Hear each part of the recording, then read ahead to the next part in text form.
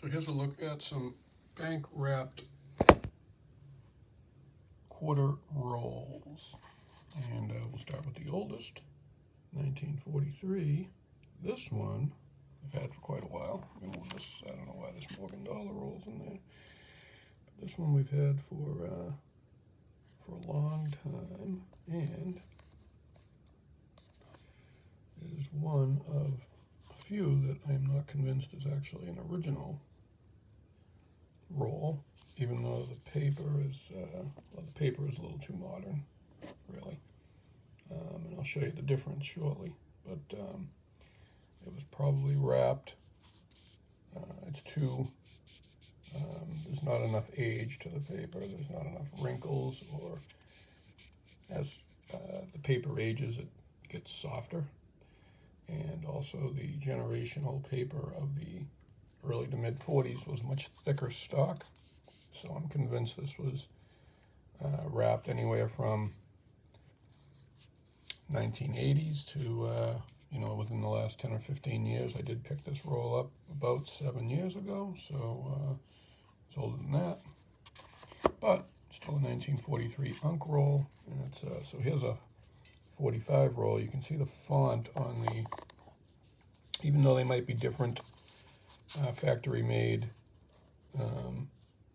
paper, the font is very different. It's faded, whereas this is bright and dark black. This 45 roll is thicker stock. Can't really tell at that angle, but in holding it, there's definitely age to it. And then if we move on to the 1946 rolls, that's the second 45 roll, FRB New York roll. Obviously different paper, FRB, but very thick. Those paper plugs I will often cut in order to, especially if we're trying to determine either the date or the mint mark of the coin. And this one had been opened, I guess, but for all intents and purposes. And then here's this one. And it retains the paper plug because this is it was labeled 46P, FRB New York, again, very similar to the 45 roll. You can see pretty much identical. You can see the age, you can see the thickness there. This all came from the same hoard. And 46P, this one has a tail showing, so there was no need to bust open those paper plugs, being convinced that they are as marked. And then from the same hoard, but different wrap, was these additional 3 46Ps.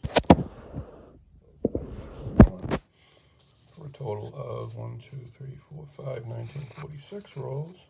46P is actually a tougher date than 46D and S. Not by much. 46S, low mintage, but highly saved, very similar to the 1955s in terms of rolls. Let's move this Morgan dollar roll out of the way, which is it's an 1879 roll. It's really not an original roll, in quotes. All of the Morgan dollar rolls are assembled, but it is a very nice roll, and probably one that's been around intact for a few decades. So I would call it a shotgun roll if there's really no bank name or no bank name that can be made out. And these are all identical, obviously, and we've got tails on this one, heads, tails on the one before, and the one before that.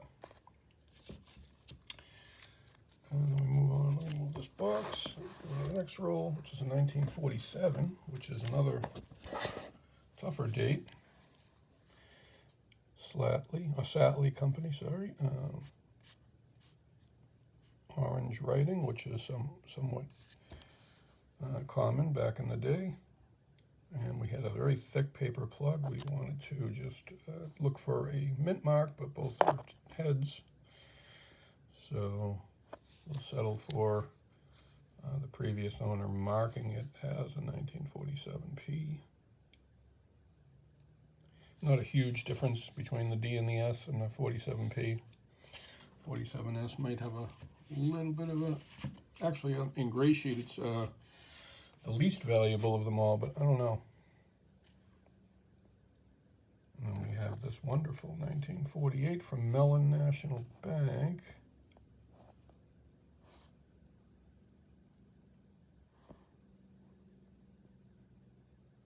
Quarters. Definitely not the most common font or paper stock, but certainly as original as they get. The way it's wrapped, the paper, the softness, the faded ink, all tip-offs. This one has the thick paper stock, but it's similar to the 1943 in that, you've got no toning. It heads on both ends. Bought as a 1948 unknown. 48D would be the most expensive of them all. Then one of my prizes is this 50S roll, Federal Reserve Bank, San Francisco. Just an amazing roll. It's got some great colorful toning on the end, which is not really going to show up here, but you can get glimpses of it. But this is this was bought not long ago, maybe a year and a half or two ago. And at the time it was a little expensive, but now it's kind of in line with melt. So we'll see how long that lasts. We have a pair of 51Ds. A little technical difficulty with the camera, but we're back. And then we have, as I was mentioning, this 51D, stamped 51. I wrote the D on it, probably stupidly. Not sure what the 57T or 575 is. Maybe a price. Both are heads, tails. Thick paper stock again. Similar, you might say they look the same as the 48 or the 43 roll. And they do. The 48 roll is faded, the 51s are not, but this, I don't know, they look almost, they do look identical. The paper's thicker on the 51, or maybe it's my imagination. It just, maybe it's the stamp that's throwing me off, I'm not sure, but I've always been convinced that these are undoubtedly original, and the 48 probably is too, but when you collect these, you'll never know for sure, or most of the time you'll never know. I will know for sure on this beautiful 1953 roll.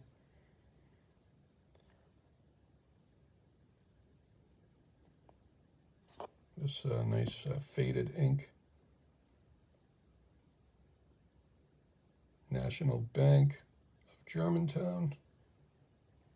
$10. The 1953 P roll is scarcer than the two mint marked.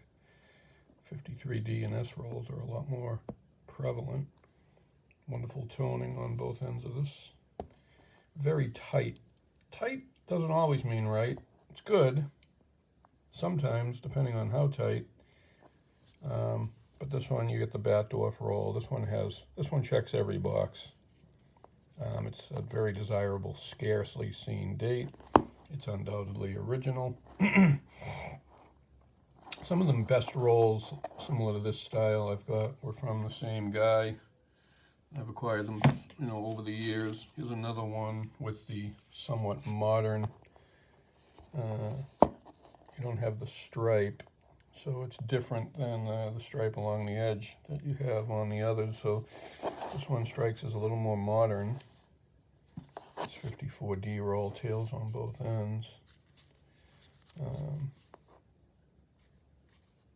Another shotgun roll that may or may not be fully original. We have a group of 54S rolls that are two similar types of paper but different banks. National Bank and Commerce of Seattle and the Citizens State Bank of Puyallup, Washington, if I'm saying that right. Same paper, same state, same year, mint mark, different banks. So very cool. 11/8, is that 51?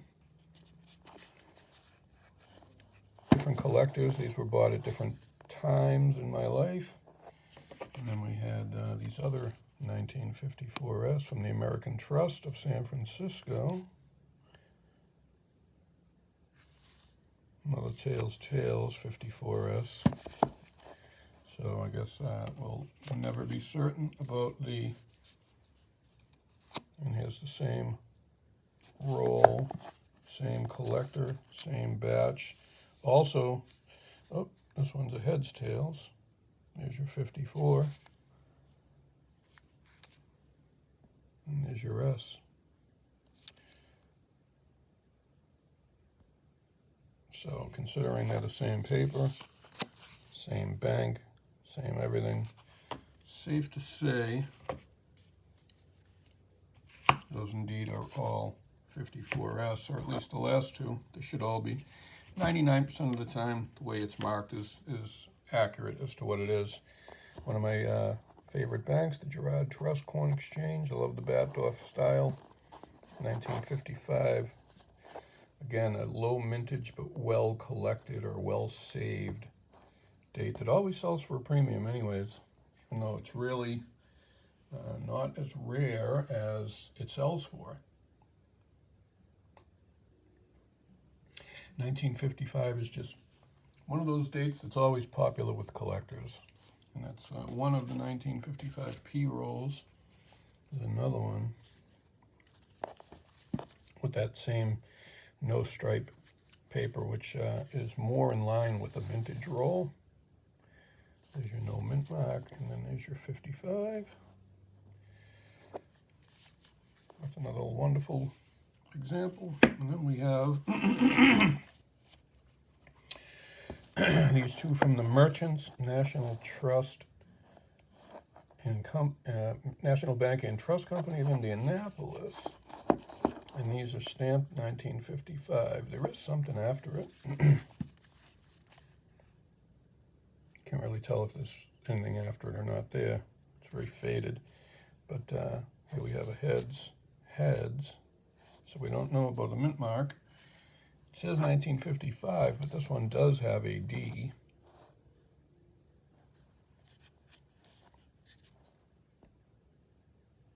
You can see it. And we have a tails roll. So my suspicion is that they're both 55D. They're same batch, same bank, same everything. So that doesn't mean it wasn't properly marked. It could have been faded. We have another 55D. Another shotgun roll. Steel strong gun shell. Pretty common for a shotgun roll. Can't really see the dates, but don't like to disturb the paper. You have to trust me that that is definitely a 55D. And then we have another Society National Bank of Cleveland 55D. You can just make out the 55. And again, this paper is blocking the mint mark, but it is definitely there, I promise you. So that's two 55Ps and four 55Ds, and then we move on to the 1956. We have another Batdorf roll, old tape, just kind of, not that it's ever been undone, Batdorf patents, it just to prevent it from coming undone. I did that with a 45 roll, so it's got more modern tape, but here we have a Tradesman Bank and Trust, one of my favorite rolls. Nice and tight, beautiful toning on the end. Almost see an outline of a thumbprint. Toning on both ends, a little bit of a swirling pattern. Perfectly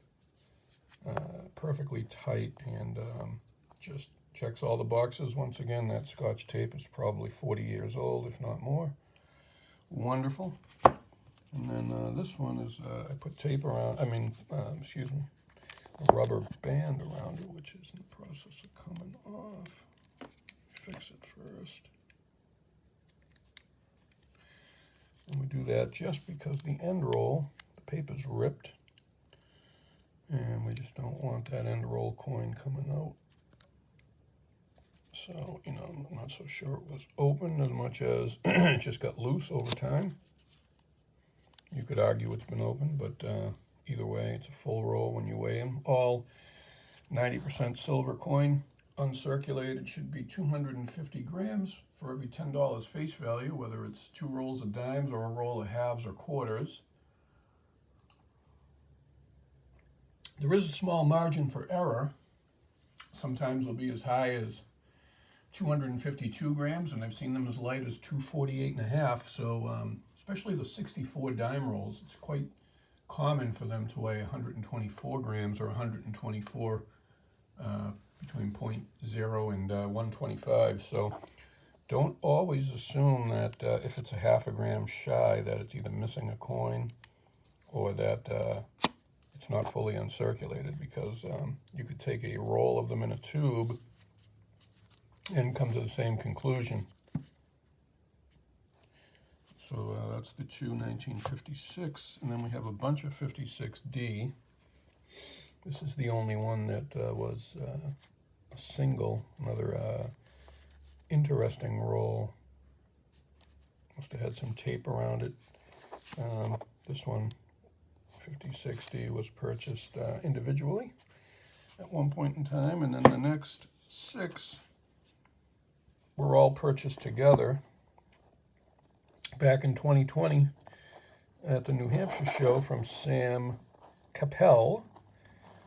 He has rare coins out in Western Massachusetts, and he had a whole group of these, including 4 or 5 in tubes, which I sold most of those, but kept all the bank wrapped.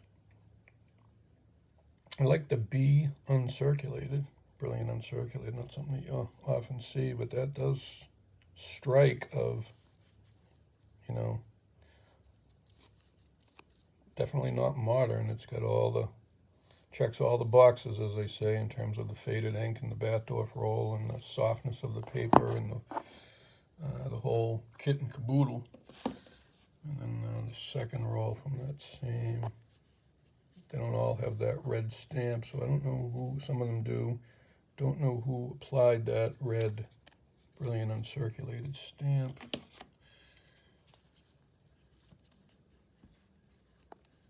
Third one, they're all Commerce Trust Bank. This one's actually, yeah, Commerce Trust Bank, Kansas City. They're all Commerce Trust Bank, Kansas City. Held together with tape because the Batdorf roll does tend to come undone over time. Commerce Trust Bank.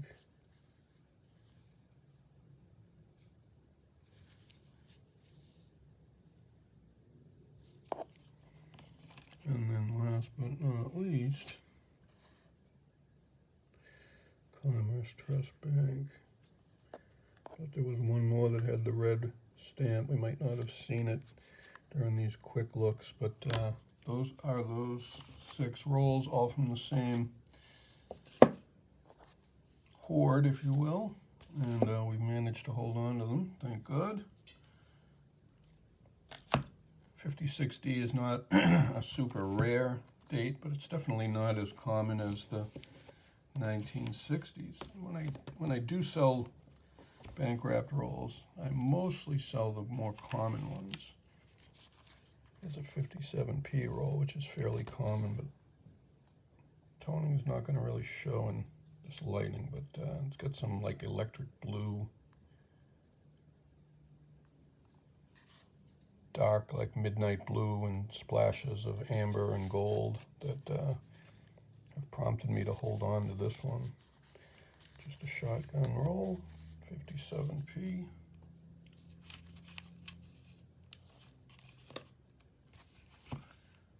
We have First Pennsylvania Banking and Trust of Philadelphia, 59D roll, which I've had forever. Held together with all kinds of rubber bands. This one's starting to come off just because the end is ripped.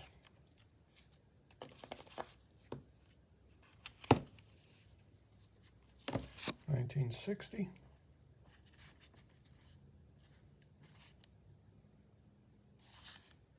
Heads. Could be a Type B reverse roll, you never know. I always look for those in the post-1956. 62 head, same thing. Could be a Federal Reserve Bank, Cleveland, very common. And then a hand-wrapped roll, which is really not a bank-wrapped roll. It's just in hand paper that's somehow in there.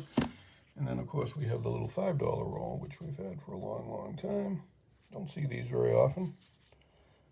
Very common date, but the $5 roll always a good novelty as far as I'm concerned. So that's a quick look at some of the quarter bank-wrapped rolls. We will revisit some of the dime and $half rolls in a closer look up in another video. But please, any questions, feel free to ask them or leave your comments in the questions at Sam's Coins and Heavy Metal at samscoinsandheavymetal.com. Find us on eBay under the same name with an underscore in between each word.